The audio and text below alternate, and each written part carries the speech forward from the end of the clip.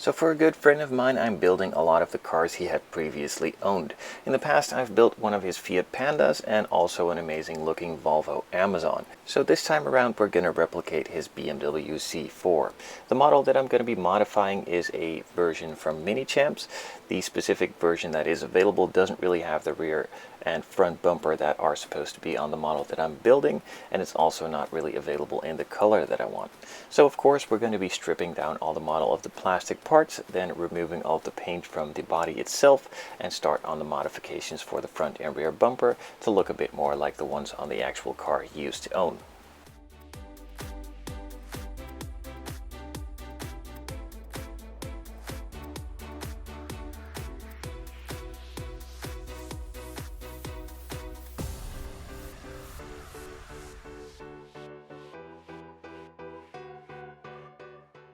Now that all the plastic components have been removed, I can start stripping the paint itself. The paint stripper has been used a couple times, so it has turned a slightly odd color as it's being reused. But nonetheless, it still works.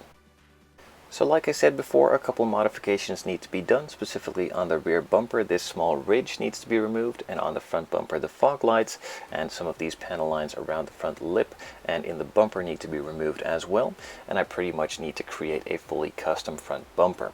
So first of all, I'm just going to start with the simple pieces, and that is on the rear, filing out that ridge and creating a smooth transition between the bumper parts.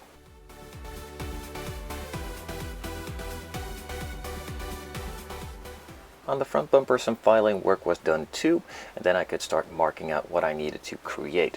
So I'm going to start off by marking a couple of lines that need to be created with some filler, and then moving on to removing some of the pieces that don't need to be there and need to be a different shape as well.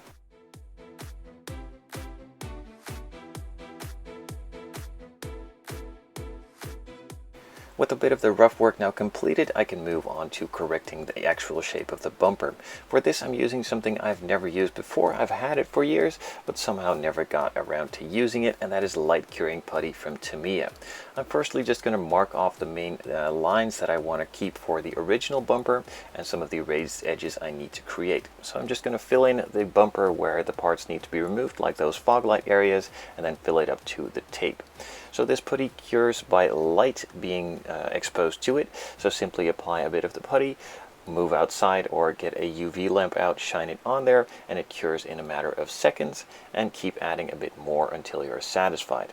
Now for this first part, I want a really clean separation line for a sharp edge, so I'm just using a knife along the edge of the masking tape, cut it, and then remove the tape.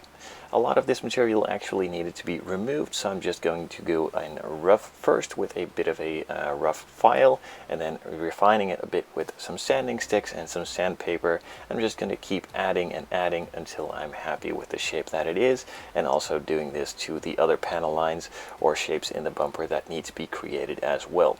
So I'm just going to add a bit of tape, start sanding and adding some putty, start sanding again, and just keep going until all of the shapes are there.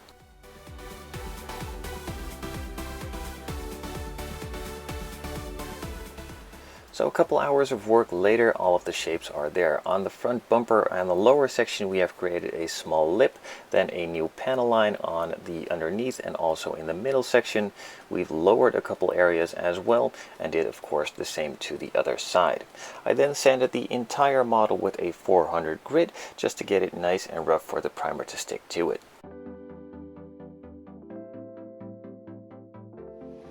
The primer I'm using is from Tamiya, just their standard gray primer. This is suitable for plastic, metal, and resin, and it sticks really well to all of these surfaces. So a good first coat was applied. I then let it sit and cure for a couple of hours before moving on to refining some of the bodywork that I did earlier and fixing some holes that were still in there. So with the first coat of primer now completely cured, you can still see that there are some imperfections that needed to be fixed and adjusted, and also some of the areas that needed a bit more sanding.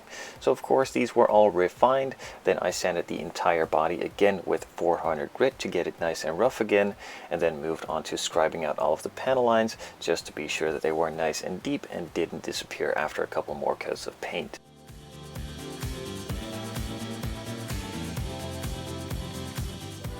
With that all taken care of, it again was time for some more primer. Same primer as last time, just a bit of a lighter coat, and I did actually apply 2 coats just to make sure that it was nice and smooth all over and that I could move on to painting it.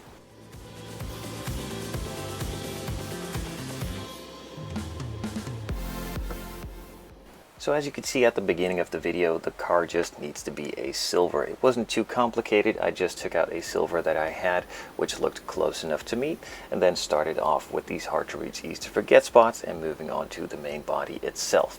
Now with the lighting and the primer being gray and the color also being gray, it isn't really all that clear what is actually happening here, but I am definitely applying some color.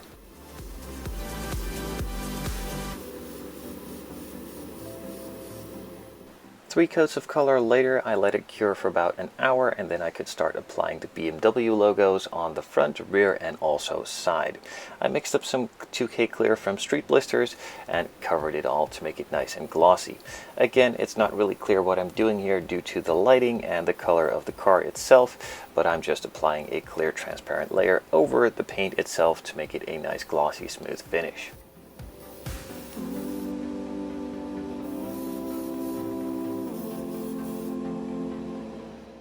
After applying 2 coats of clear, I set the body aside to cure for a couple of days, and once that was fully cured, I moved on to adding additional details. Some of these details were the plastic parts surrounding the mirrors, and also in the front bumper, and of course some of the window trim as well.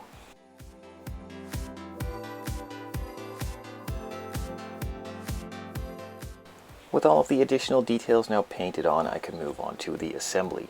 Most of the parts were just glued together with microscale crystal clear. This is a clear glue that is safe for pretty much all surfaces. It's pretty strong, but it does take a while to set up fully.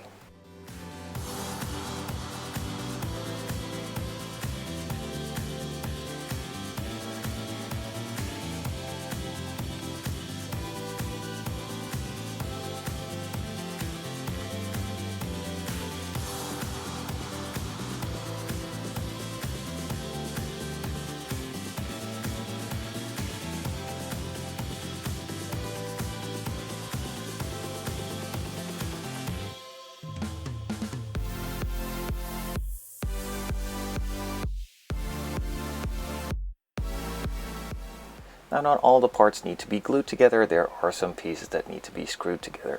So these were of course put in as well.